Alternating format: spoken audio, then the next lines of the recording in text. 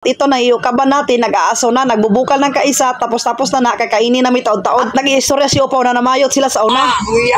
Sorry. Mura man tagkakaon kung kuha ni. Kaya galang asbuko.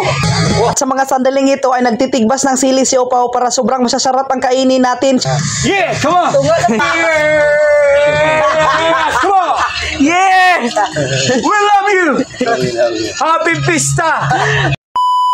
What's up? Naglalakaw naman si Boy Duhal kasi hindi nagkakamang. Nagbablog naman tayo kay magpupunta tayo sa Kaupaw. Asa man to napit ilaha. Tutudluin natin og diha ba to dili diha unahan dapit pikas diha o dara ilang Kaupaw o naglilimpyo ang iya igsoon og nanapod dira ilom sa talisay og nagiinom mga atong mga kaduhal di og Red Horse. At nakakita ako ng guryo nagkaon-kaon at ito naman ang among putripon ang kagang kasi nanunulo kami ng kagang dito sa kanang tunang ang tambok-tambok pala ng kagang kasi kumakain ng igit ng baka at ito naman tinatak-ang ng Upaw. Nagsisiga na ang kalayo diha o kabi natin gamay tatanawin natin og masisiga ba ang kalayo. Hindi naman nagsisiga kasi bubuhi pa ang isang kasag. O di ba nakikita mo mga kaduhal nagbabarog pa yang isang kasag. Hihikapin ko kasi magbabarog ang iyang kasway kasi mamamaak pa pala hindi para siya namamatay ng kalayo. Ang gagaling pala nito at ito naman si Tigre nag-iusig naman siya at naaabot naman si Alawa Balo nagdadala ng lubi kasi tutunuin namin ang aming kasag kasi lami-lami pag tinunuan. At shoutout pala sa atong kaduhal Datsun TV ng Dumanhog. Shoutout sa atong mga kaduhal di ang tunay nga taga-suporta og nagsisiga na ang kalayo at inukaban ko ang naluluto na hapit nagsisigaw na ang mga kalayo. Ito talaga ang paborito ni Boy Duhal kasi yung merong tuno-tuno ba yung padangog-dangog ba. Kinakagod na yun ng lubi diyan ni Alawa Balo. Ang gagaling pala magkagod. Sinong magpakakagod dyan? Punta na kayo dito, kakagod din na kayo at nagtatapok-tapok dyan, nagiinom-inom, nagisistorya at ilang paglipas ng mga taon ito na naluluto na ihihuwad na sa planggana kasi suhugasin na siya para makakuha yung mga kutikol kasi ang hugaw-hugaw yan kasi kumakain ng igit dito sa kanang tunang yun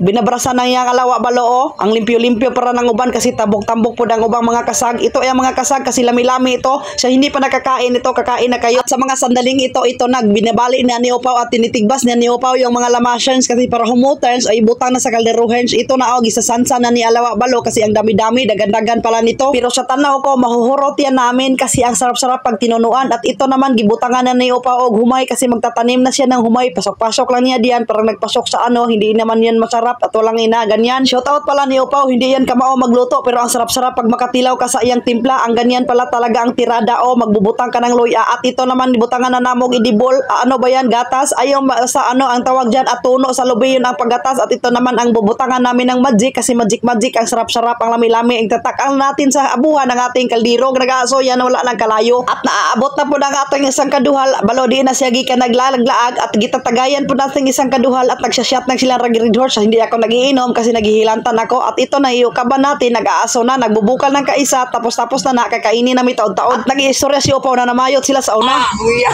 Sorry. Mura man tagkakaon kung kuha ni. Kaya galang asbuko. At sa mga sandaling ito ay nagtitigbas ng sili si Upaw para sobrang masasarap ang kainin natin. Yeah, come on. Come on. Yeah! We love you. Happy Pista. Wani. Alright. Come on.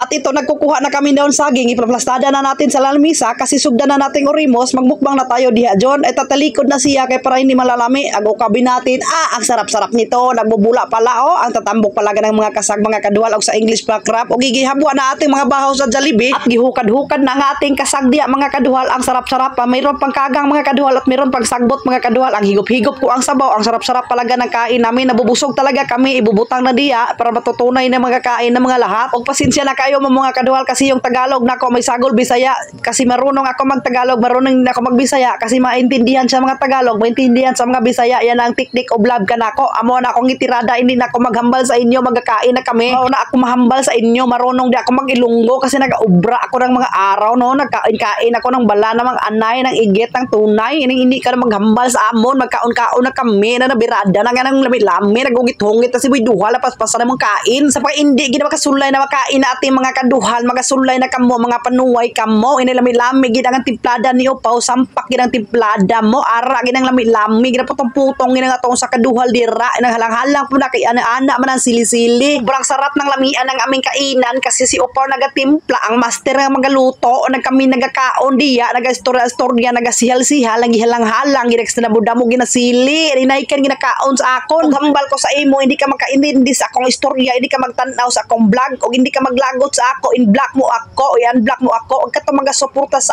akon. Thank you sa inyo. At mag-suporta mo sa ako. Follow ang share and video. Ay pakalat sa inyo.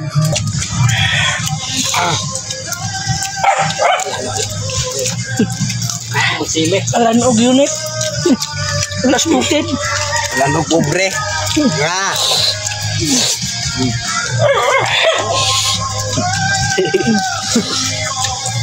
At sa mga pangyayaring ito, mga sandaling ito na lang ang nasusobra. Mga kuya mo na lang ang susobra kasi nahinay ka na may kakain kasi ang sarap, ang sapak ng tiplada niyo pa. Namit gid, almiyami gid na